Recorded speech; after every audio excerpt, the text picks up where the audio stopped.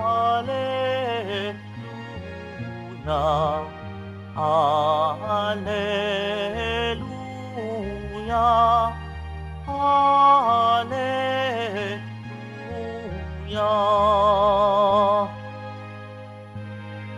Salita ng Diyos ang buto na tanim ni Hesukristo upang tumubo sa tao. Alleluia, Alleluia, Alleluia, Alleluia.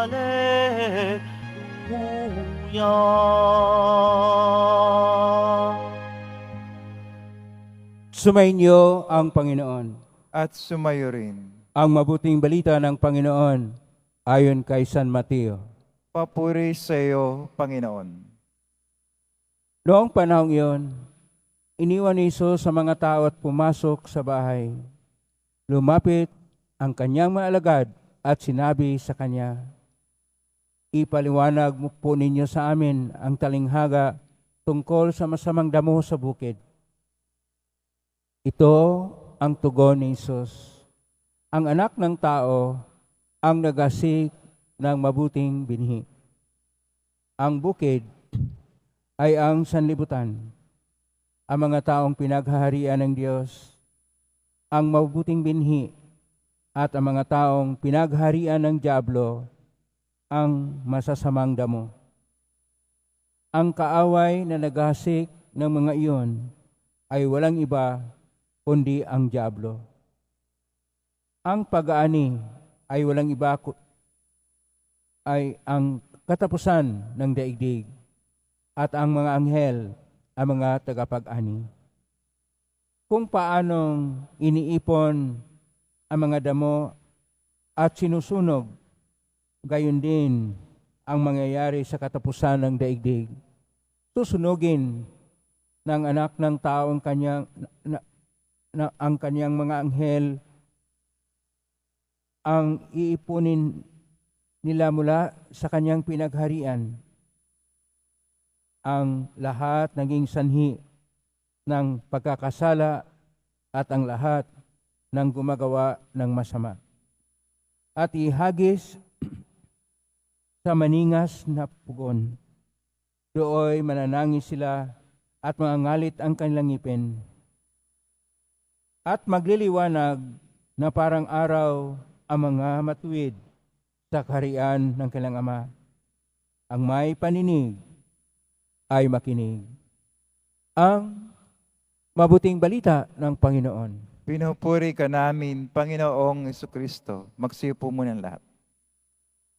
Isang mapagpalang araw po sa inyong lahat. Purihin po natin ang ating Pong Hesus Nazareno.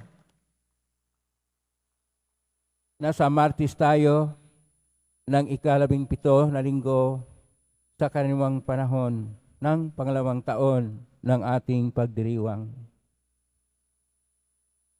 Ang ating paksa po ay tungkol sa pagiging matuwid. Sa ating unang pagbasa, mula sa aklat ni Propeta Jeremias, Kapitulo 14, verso 17 hanggang 22, hindi na po naisabuhay ang pagiging matuwid ng mga sambayanang hinirang ng Diyos. Kaya sila'y pinarusahan na maski ang kanilang mga saserdote, ang kanilang mga pinuno, ay wala na pong mapupuntahan. At nagkaroon na po ang lahat ng kasamaan dahil hindi nila kinikilala ang Diyos. Kaya nanalangin si Propeta Jeremias na naway pansinin ng Panginoong Diyos ang tipan na ginawa ng Panginoon doon sa bundok Sinai sa panahon ni Moises at ng sambay ng hinirang ng Diyos. At ang mga tipan na kanyang ginagawa mula sa lahi ni Abraham na kung saan ay kanya pong bigyang pagpapala ang lahat ng tumatalima sa kalooban ng Diyos. Kaya sa ating Salmo 78, versikulo 9, nanalangin din ang salmista na iligtas sila ngayon dahil kanya pong binibigyang pagpupuri at pagpupugay ang pangalan ng Panginoong Diyos. Ang pangalan ng Panginoong Diyos ay si Yahweh. Ang ibig sabihin, ako palaging kasama ninyo. Sa ating Ebanghelyo ni San Mateo, Kapitulo 13, verso 36 hanggang 43, humingi ng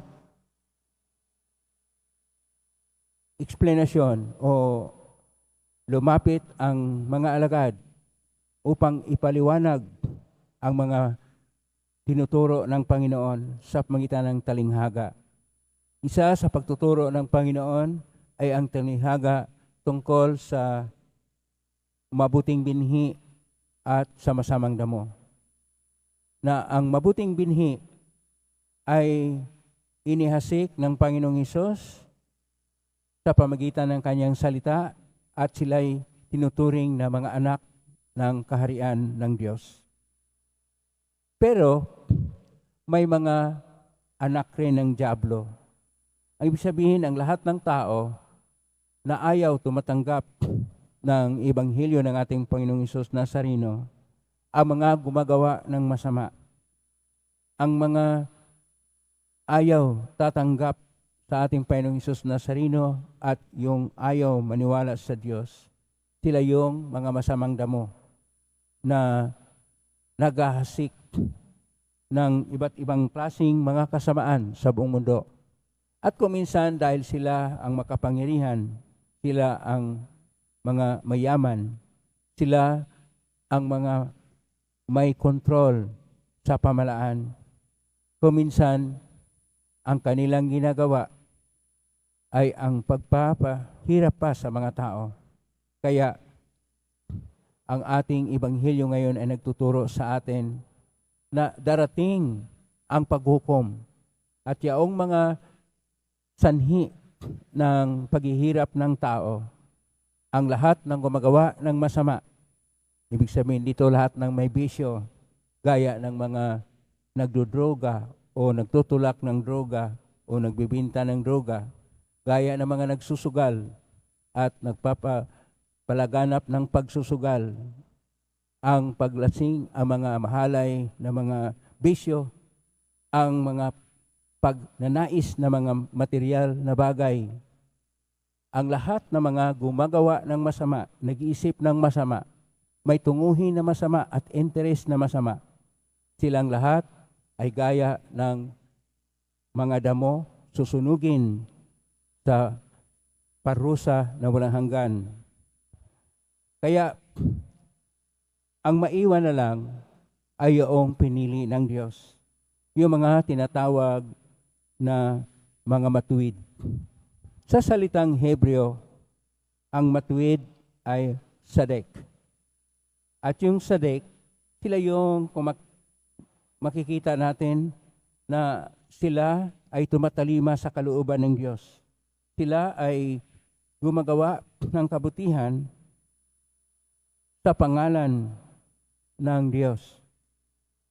At sila yung mga nagtuturo ng daan tungo sa Diyos at mga paraan at daan tungo sa kapayapaan, tungo sa kapatiran at pagbubuklod ng lahat ng tao upang ang lahat ay hindi na magkahiwa-hiwalay, bagkos magkakaisa na sa pagsabuhay na mayroong Diyos at ang Diyos ng kabutihan ay napapahayag sa kanilang kabutihang loob, sa kanilang ginagawa na mabuti at pagkakaroon ng mabuting ugali at hadikaing kabutihan sa puso ng lahat ng nananalig sa Diyos. Kaya sa ating Ebanghelyo ni San Mateo, Kapitulo 13, verso 36 hanggang 43, ang mahalaga po dito ay una sa lahat ang tungkol sa mabuting binhi na nasa Ebanghelyo ni San Mateo Kapitulo 13, versikulo 38, at sa Ebanghelyo ni San Mateo Kapitulo 13, versikulo 43, na ang mabuting binhi, sila yung tinatawag na matuwid. At dahil sa Koine-Koine Griego ang ating Ebanghelyo, ang salita pong ginagamit dito ay dikaioi, na sa Latin naman ito ay yosti, na para sa atin ito yung mga matuwid. Sila yung sa lumang tipan na nasabi sadek, na kung saan ang kanilang puso ay para sa Diyos. Ang kanilang pag-iisip ay para sa lahat ng mga turo ng Diyos. Ang kanilang mga ginagawa ay para sa kabutihan ng kanilang pamilya, ng kanilang kapwa, ng bayan, o ng paggawa ng mabuti upang ang lahat ay makakilala na ang Diyos ay mabuti. Pakisabi sa katabi mo, mabuti ang Diyos. O sa English pa, God is good.